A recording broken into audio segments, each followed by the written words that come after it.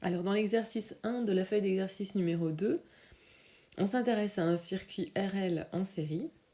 On sait que la résistance vaut 200 ohms et on vous demande d'abord de commencer par indiquer les branchements de l'oscilloscope en voie 1 pour visualiser U et en voie 2 pour visualiser UR.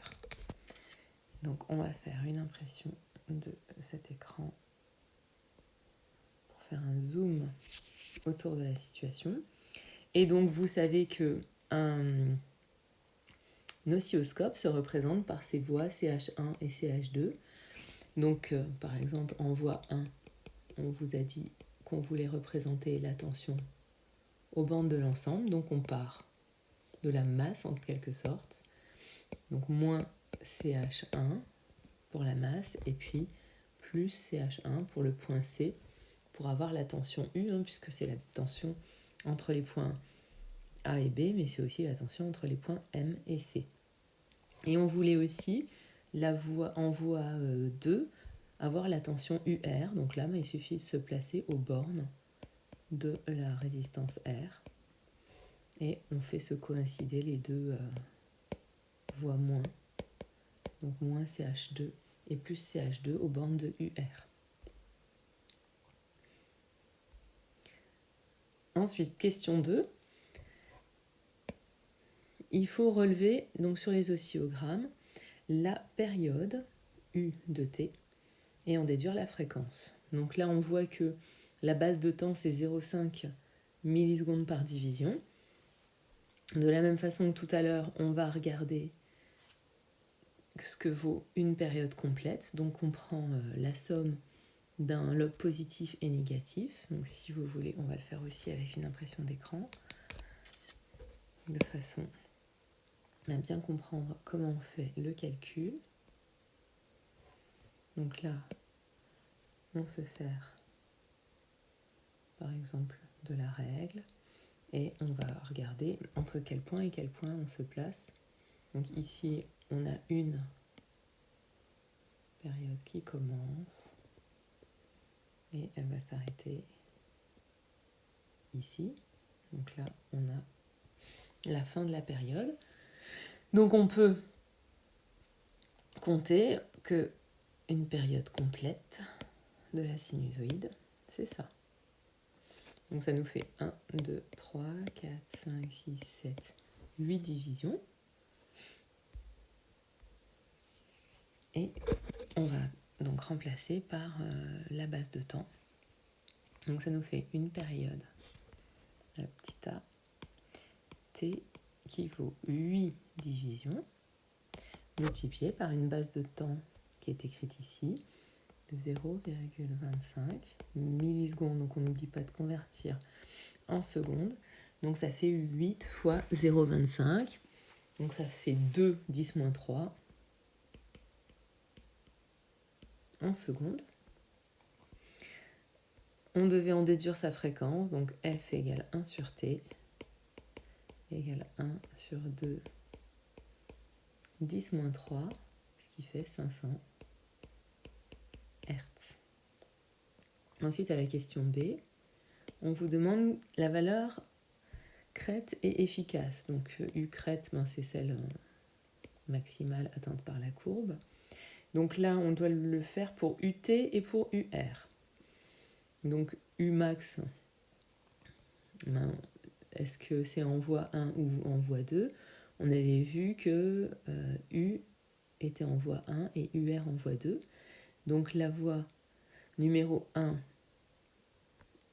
elle est ici, c'est celle qui monte de 4 divisions pour U tout court, fois les 2 volts par division, donc ça fait 8 volts. Et pour la tension UR max, c'est la voie 2, donc celle-là, elle ne monte que de 2,8 divisions, fois les 2 volts par division, ça fait 5,6 volts. Les valeurs efficaces correspondantes, c'est U égale U max sur racine de 2, donc 8 sur racine de 2, qui fait, calculatrice, 8 divisé par racine de 2, ça fait combien ça? Là, même pas.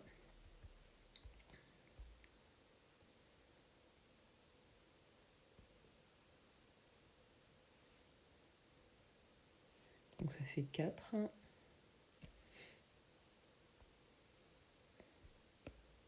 Volts. Et puis pour UR, c'est 2,8 sur racine de 2.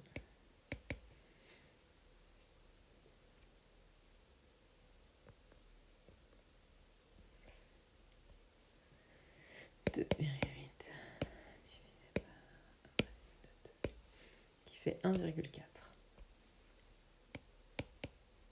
volts.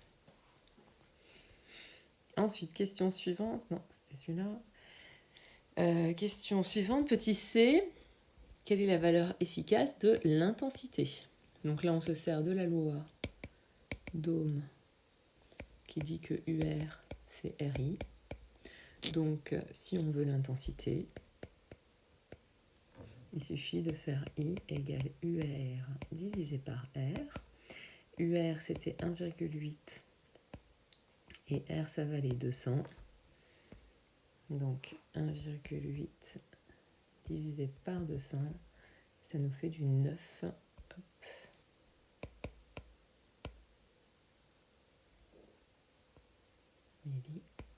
Milliampères.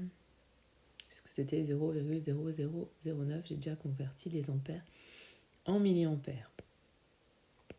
Ensuite, question D. Alors, ce qui est pratique, c'est que si un truc que vous ne comprenez pas, vous pouvez faire pause, allez faire le calcul vous-même, et puis n'hésitez pas à me poser des questions, à me renvoyer des messages.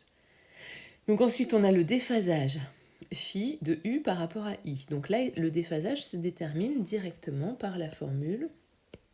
Alors, en valeur absolue, le déphasage, il vaut 2π fois le décalage entre les deux courbes divisé par la période. Donc soit le décalage, on peut les deux les mettre en division ou en seconde, mais il faut que les deux termes D et T soient tous les deux dans la même unité. Donc là, comment on fait pour déterminer le décalage? On voit bien qu'il y a une case ou une division de décalage pour 8 divisions de période. Donc ça fait du pi sur 4. Maintenant, le signe, est-ce que c'est positif ou négatif? Donc là, il faut se poser la question, est-ce que U est en avance sur I? Donc I est représenté par UR ici en voie 2. Donc est-ce que la tension que j'ai en voie 1 est en avance sur la tension en voie 2 ou en retard? Donc là, le temps, vous pensez qu'il défile de gauche à droite. Donc celui qui est au maximum en premier, c'est le signal de la voie 1. Donc ça veut dire que phi de U par rapport à I est positif puisque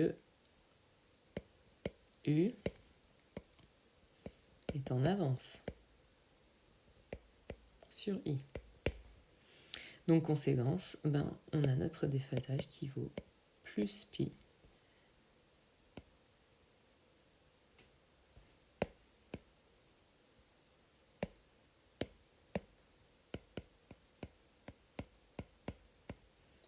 sur 4. Question E. À quoi voit-on sur les oscillogrammes que le circuit est de nature inductive? Ça, c'est parce que le déphasage est positif. Il faut penser que dans le cas d'une bobine pure, on a plus pi sur 2. Donc quand on a un déphasage plutôt positif, c'est plutôt une inductance. Si le déphasage avait été plutôt négatif, on aurait eu quelque chose de capacitif. Donc là, on a une nature inductive. Tracer les diagrammes de Fresnel relatifs. Donc là, hop, on a vu que c'était le courant qui était commun aux deux. La tension UR, on peut la représenter comme ceci. Comme on a un déphasage, alors je prends un sens positif. Donc dans le sens positif, je vais représenter un vecteur associé qui vaut plus pi sur 2. Et donc, pour représenter la tension globale, on a vecteur U égale vecteur UL.